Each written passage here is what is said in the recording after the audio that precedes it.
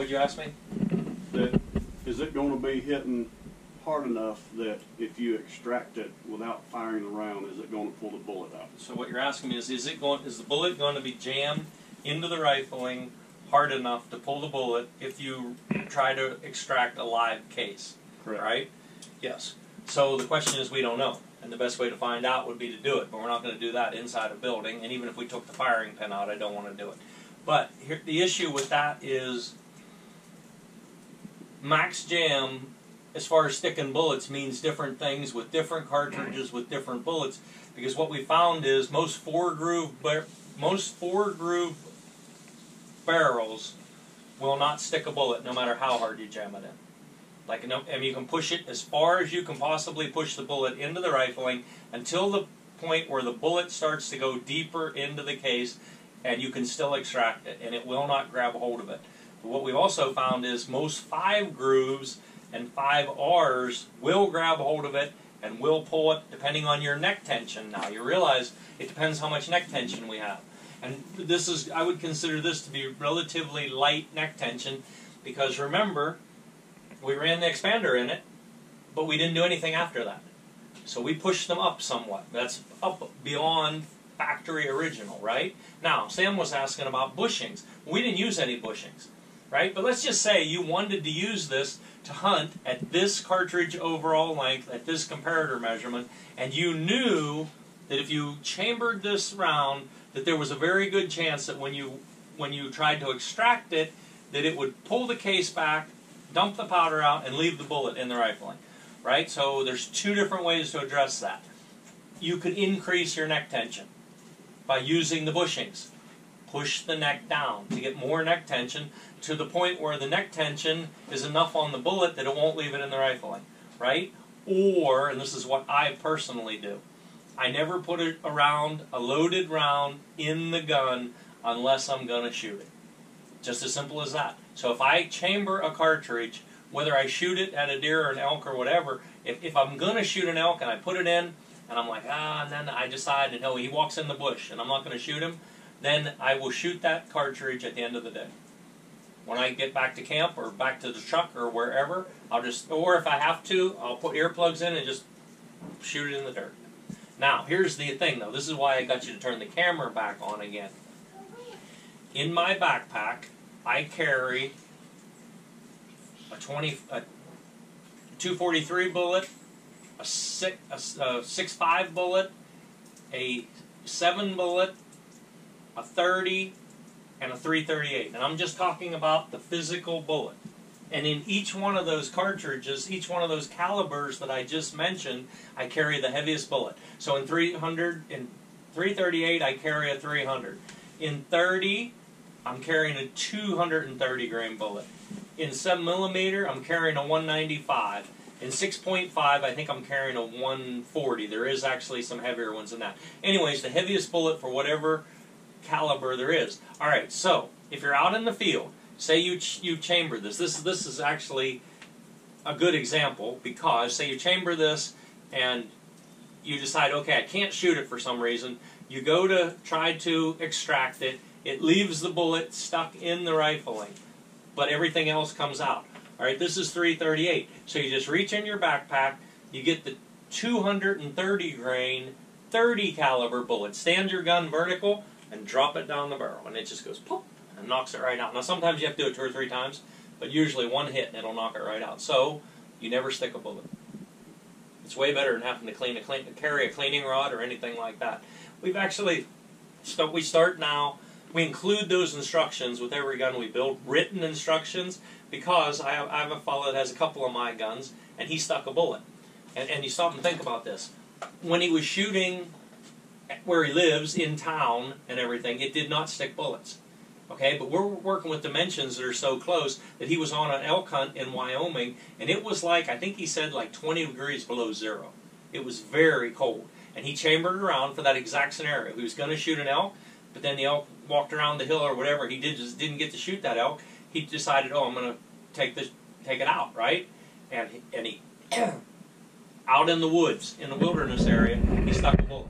Well, of course, he panicked because he didn't have any cleaning rod with him. He didn't have anything with him. He didn't have any bullets with him to drop down his barrel, which is, if he would have just thought about it for a minute, that was happened to be a 30 caliber rifle. There was other guys in camp that had 7mm.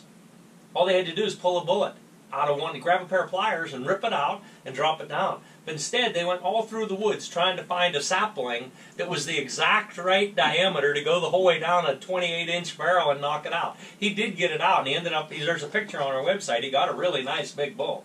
But ever since then, we've been including that information. Now here's the thing, so there's tons of people will be saying, well, why on earth would you shoot a cartridge that is so long that it's engraving that much into the rifling that you might stick it? And the answer is really simple.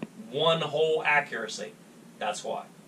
Because there are many of them. That's exactly where it shoots the best. Jammed. As hard as you can jam it.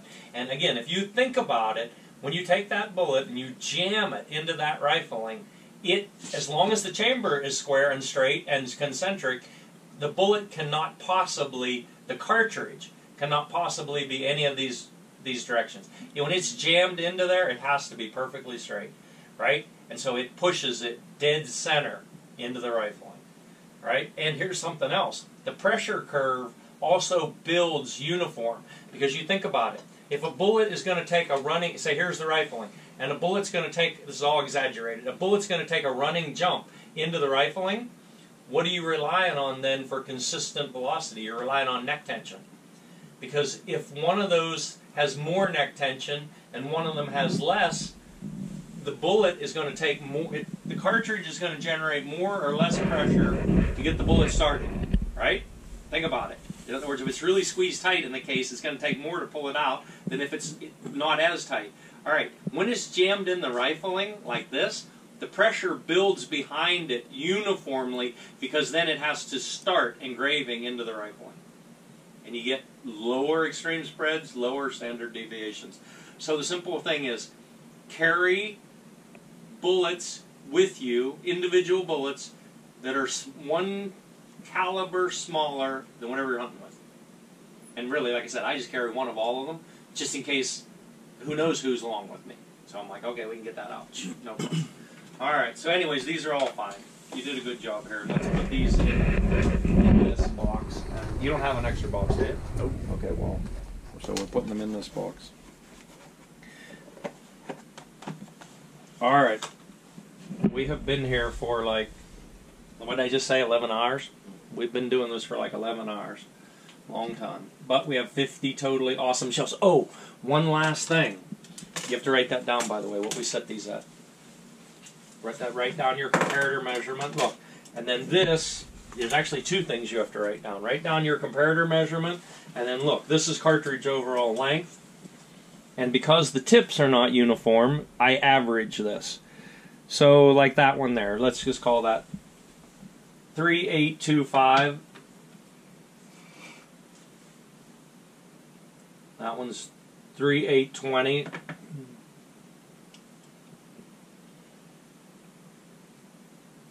3828,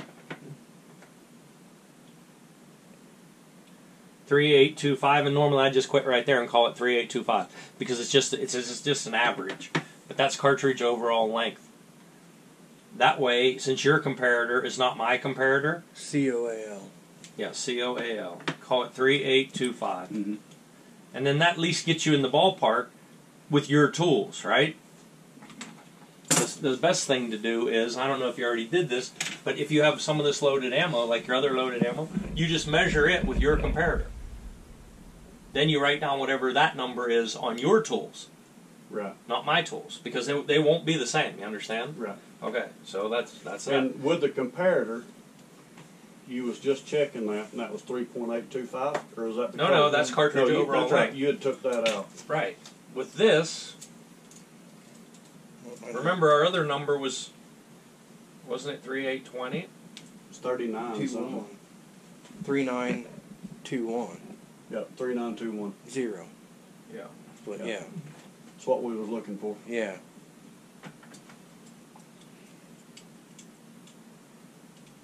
Yes, and that's exactly what it is, 3921.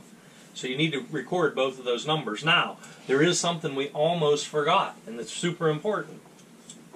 I was just going to blow right by it, but we don't want to do that. We need loaded cartridge neck diameter. And this is always the way it goes, by the way. Look at this.